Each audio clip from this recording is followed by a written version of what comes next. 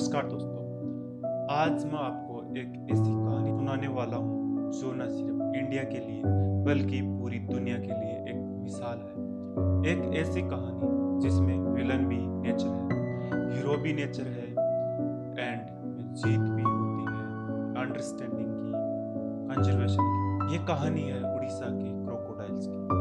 हाँ, वही क्रोकोडाइल्स जिनके नाम से लोग थर थर कांपने लग जाते हैं।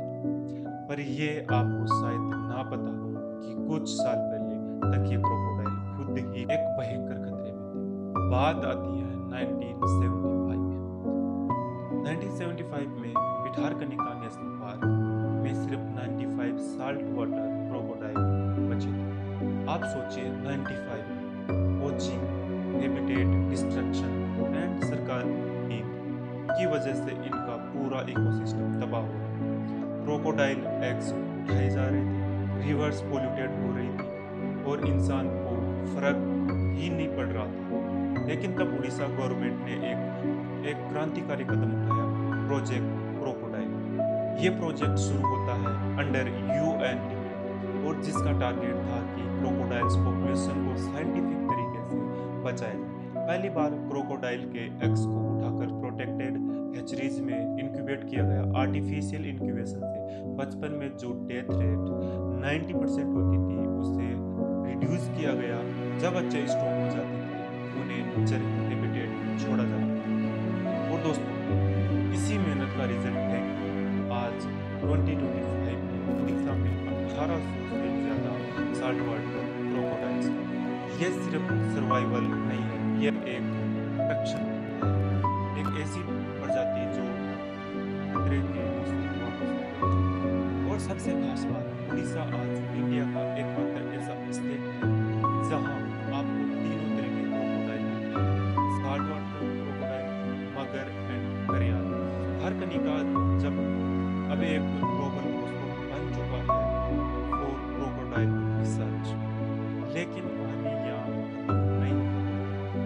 जब नेचर रिवाइव करता है तो नए कॉन्फ्लिक्ट्स भी उठते हैं। आज भिटारकनिका और आसपास के इलाकों में ह्यूमन क्रोकोडाइल कॉन्फ्लिक्ट तेजी से बढ़ रहा है।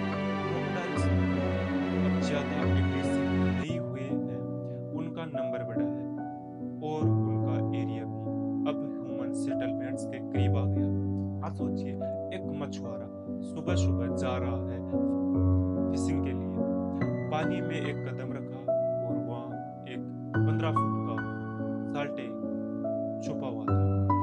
इस तरह के कई इंसिडेंट्स हो चुके हैं। कई लोग मारे गए, कई घायल हुए। लोग गुस्से में आते हैं, क्रोकोडाइल्स को मारने की कोशिश करते हैं और इस तरह कॉन्फ्लिक्ट और बड़ा हो जाता है।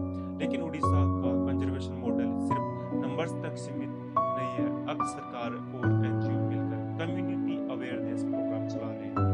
विलेजर्स को ट्रेनिंग मिलती है, वार्निंग साइंस लगाए जाते हैं, क्रोकोडाइल मूवमेंट ट्रेन किया जाता है और फिशिंग जोन्स को क्लियरली मार्क किया जाता है। ये सब कुछ सिर्फ एक विजन के साथ हो रहा है, इंसान और वाइल्ड लाइफ का सस्टेनेबल कोएक्सिस्टेंस।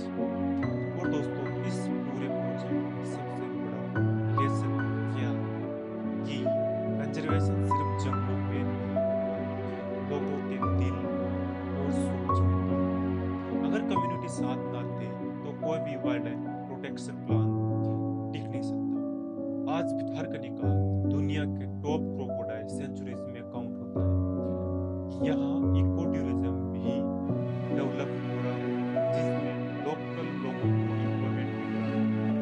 फॉरेस्ट गार्ड के साथ साथ यूथ वॉलंटियर्स भी वाइल्ड लाइफ प्रोटेक्टिंग में एक्टिव हैं।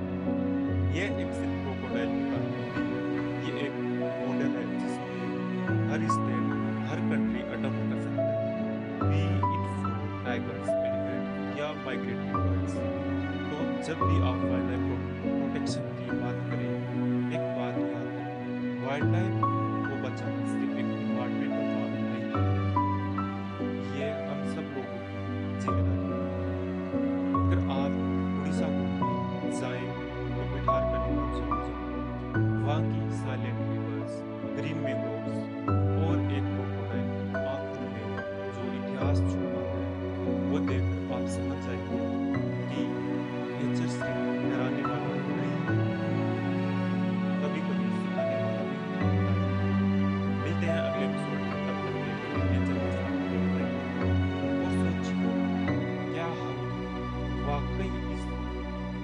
के असली केयरटेकर्स हैं या फिर उसके गेस्ट हैं।